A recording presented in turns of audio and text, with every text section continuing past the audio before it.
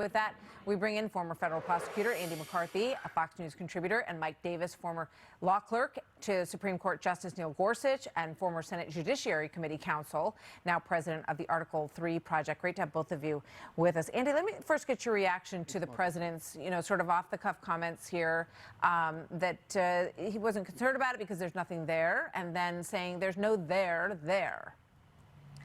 Well, there's obviously a there. We have the documents. But what I'd like to react to, if I can, Martha, is this claim that, this assumption we're all making that Biden reported this. They keep saying they self-reported it as if they reported it to law enforcement.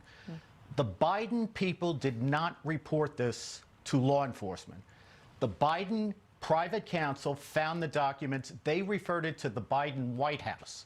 The Biden White House, after a day of hand-wringing, referred it to the National Archives, which is not law enforcement. There's no indication that they wanted or expected that law enforcement was going to get this immediately.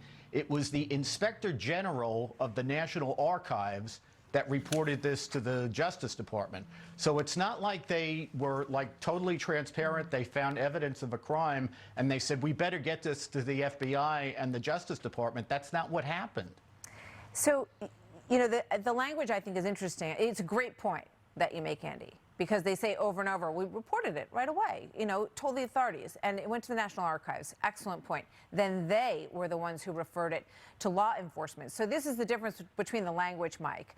That the finding of these classified documents was nothing more than a good faith mistake, and that they were absolutely sure, indicated by this general comment, that that's the way it would be seen. You see it quite differently. You say that this action represents a criminal theft on the part of the president. Can you explain that? Absolutely. So unlike former presidents who have the absolute constitutional right under the Commander-in-Chief Clause and the statutory right under the Presidential Records Act to take personal copies of their presidential records when they leave office to the heavily guarded office of former presidents, former vice presidents like Joe Biden absolutely do not have those rights, and he stole classified records. And it wasn't an accident.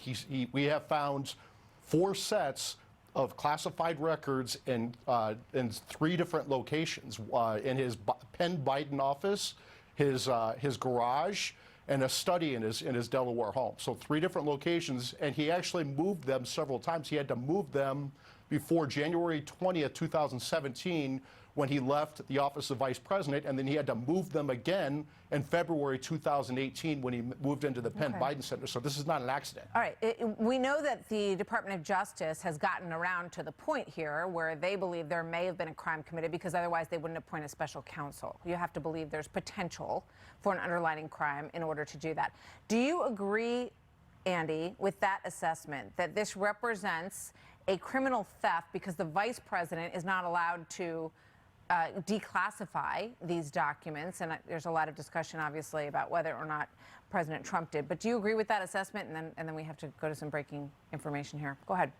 Yeah, where I'd part company with Mike on that is I don't think that there's proof that I know of at the moment that he intended to steal the documents. But I think that's neither here nor there, because he's not allowed to store them in an unauthorized place.